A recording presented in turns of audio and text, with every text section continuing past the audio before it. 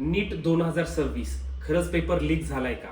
तर सध्या विद्यार्थी आणि पालकांच्या मनामध्ये हा प्रश्न पडलेला आहे. अनेक विद्यार्थी न्यूजच्या माध्यमातून ही गोष्ट प्रत्येकाच्या कानावर महाराष्ट्र किंवा संपूर्ण भारतामध्ये ही गोष्ट पसरलेलीच आहे. एक्झॅक्टली काय गोष्टी घडलेल्या आहेत, याचा इम्पॅक्ट काय पडू शकतो का, याचा इम्पॅक्ट महाराष्ट्रातल्या विद्यार्थ्यावर काय होऊ शकणार आहे, हा पेपर लीक कशा पद्धतीनं झाला आणि खरंच झालाय का? काही प्रश्न असे आहेत की विद्यार्थ्यांना वाटतं की रिनीट होणार आहे का, काही कॉल पण यायला लागलेत. या सर्व गोष्टींची उत्तरे सांगण्यासाठी नमस्कार, मी ऋषिकेश कुलकर्णी आपल्या सर्वांचं व्हायब्रंट ऍडमिशन गायडन्स या आपल्या युट्यूब चॅनलमध्ये स्वागत करतो. मित्रांनो, आता जे नीटचा पेपर झाला यावर्षी अत्यंत व्यवस्थित एक्झाम कंडक्ट एनटीएनं केलेली होती आणि आता या 7 तारखेच्या नंतर म्हणजे 8 मे पासून आपल्याला न्यूजच्या माध्यमातून एक गोष्ट समजत आहे की नीटचा पेपर लीक झाला होता. आता याची पार्श्वभूमी कशी आहे, ही कितपत खरी गोष्ट आहे, ह्या सर्व गोष्टीचं डिस्कशन आपण करूया. साधारणतः गोष्ट काय झालेली का, पेपर लीक झालाय का, तर याचं ऑफिशियली एनटीएकडून काही स्टेटमेंट आलेलं नाही. पण ज्या इन्व्हेस्टिगेशन एजन्सी आहेत त्यांना ह्या गोष्टी सापडलेल्या आहेत. तर लीक झालाय का, तर येस झालेला आहे. ते कशा पद्धतीनं झालंय, याला खरंच पेपर लीक म्हणता येईल का? आता ऐकून घ्या काय गोष्ट आहे. तर एक्झॅक्टली राजस्थान जे आहे त्याच्यामध्ये सीकर, जे आता अनेक विद्यार्थी जसं आपण ऐकलंय की कोटा वगैरे आहे, तसे विद्यार्थी ते शिकायला अनेक विद्यार्थी सीकर एक एज्युकेशन हब झालेलं आहे. या सीकरमध्ये काय गोष्ट घडलेली होती, एका विद्यार्थ्याकडून म्हणजे आता ऍक्च्युली आपण ऐकलं असेल की केरळमधून हा क्वेश्चन पेपर एका सीकरमधील एका हॉस्टेल चालकाकडे हा क्वेश्चन पेपर आलेला होता. पण ऍक्च्युली काय झालं, तो सीकरमधूनच केरळमध्ये पेपर गेलेला होता आणि केरळमधून एका विद्यार्थ्यांनी काय केलं, हॉस्टेल चालकाला म्हणजे त्याच्या वडिलांना एक question paper, guess question paper पाठवलेला आणि त्याला काय सांगितलं होतं की आपल्या हॉस्टेलच्या मुलींना हा question paper, guess question paper distribute करा आणि याच्यातले क्वेश्चन्स येऊ शकतात, अशा पद्धतीने सांगितलेलं होतं. आणि पुन्हा याचं काय झालेलं आहे, तर याचा अशा पद्धतीने झाले की हा क्वेश्चन पेपर काही क्लासेसच्या माध्यमातून, काही काउन्सिलर्सच्या माध्यमातून अनेक ठिकाणी हा क्वेश्चन पेपर गेलेला आहे.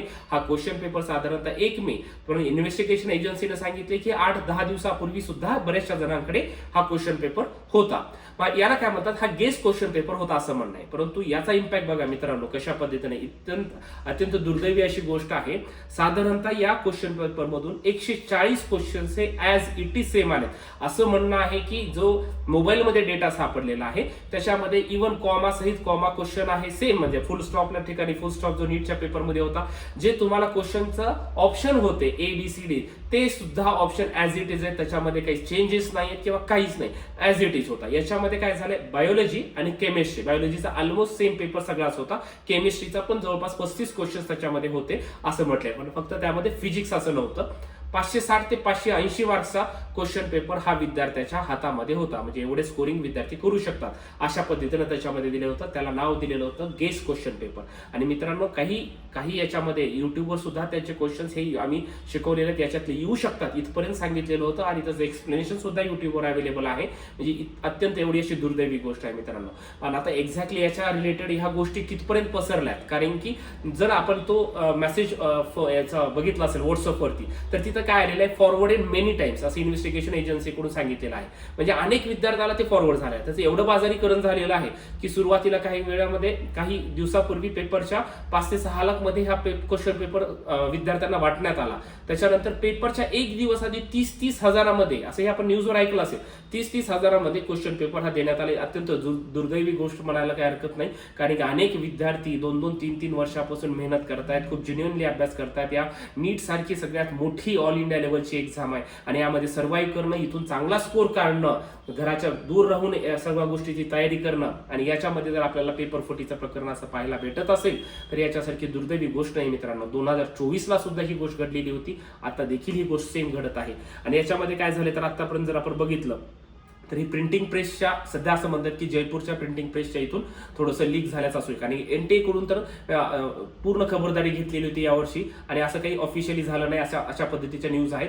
पेपर लीक किंवा जेव्हा पेपर सेट झाला त्यावेळेसच अशा काहीतरी गोष्टी घडल्या असतील असं आता बऱ्याचशा न्यूज चॅनलमध्ये आपल्याला पाहायला भेटत असेल. आता याचा इम्पॅक्ट काय होऊ शकतो, महाराष्ट्रात काय होऊ शकतो का कट ऑफवर, तर आतापर्यंत महाराष्ट्राचा काही याच्यामध्ये इन्व्हॉल्वमेंट नाहीये किंवा कुठेच नाव आलेलं नाही, त्याच्यामुळे याचा इम्पॅक्ट महाराष्ट्रात पडेल असं वाटत तर नाहीये. पण आता हा पेपर किती आणि कुठल्या कुठल्या राज्यापर्यंत हा पेपर पोहोचला यावर ह्या पुढच्या गोष्टी डिपेंड करतात. रिनीट होऊ शकते का, याचं एक सिंपल उत्तर लक्षात घ्या, रिनीट अजिबात होत नाही हे लक्षात घ्या. कारण की 2024ला एवढ्या मास लेवलवरती पेपर लीक झालेला होता की आपण इमॅजिनेशन सुद्धा करू शकत नाही.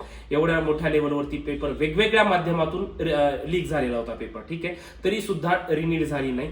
तर याचा काही म्हणजे आता काय होईल, जास्तीत जास्त इन्व्हेस्टिगेशन होऊन जे अक्युज आहेत किंवा जे या गोष्टी याच्यामध्ये ज्यांची इन्व्हॉल्वमेंट होतील त्यांना NTA कडून किंवा इन्व्हेस्टिगेशन एजन्सीकडून अरेस्ट केलं जाईल, त्यांच्यावर काही तर कारवाई होत राहील आणि त्या पद्धतीने काय होऊ शकेल पुढे, तर ह्या गोष्टी चालत राहतील. किंवा काही इम्पॅक्टफुल राज्यामध्ये ह्या गोष्टी फार पसरल्या असेल तर त्या भागासाठी एखादी झाली तर रिनेट होऊ शकते. परंतु त्याबद्दल ऑफिशियली NTA कडून आपल्याला सगळ्या सूचना भेटतील. त्यामुळे विद्यार्थ्यांना रिझल्ट देखील लवकरच लागेल, तुमच्या OMR शीट देखील लवकर येतील आणि काउन्सिलिंग देखील चालूच राहणार आहे. त्यामुळे तुम्ही महाराष्ट्रातले विद्यार्थी असून त्यांना विशेषतः सांगतो की या गोष्टीकडे लक्ष देऊ नका, पॅनिक होऊ नका. इम्पॅक्ट पडण्याची शक्यता खूप कमी आहे. आपल्या भागात अशा काही गोष्टी घडलेल्या नाहीत. त्यामुळे रिझल्ट पण लवकर लागेल, काउन्सिलिंगला देखील लवकर सुरुवात होईल. व्हायब्रंटमध्ये काउन्सिलिंगच्या ऍडमिशनला सुरुवात झालेली आहे. लातूर, बीड, बारामती, नांदेड, पुणे, छत्रपती संभाजीनगर आणि नाशिक ब्रांचला तुम्ही व्हिजिट करून आजच आपले सीट कन्फर्म करून घ्या आणि येणाऱ्या पुढील ऍडमिशन प्रोसेससाठी निश्चिंत राहा मित्रांनो. Thank you so much.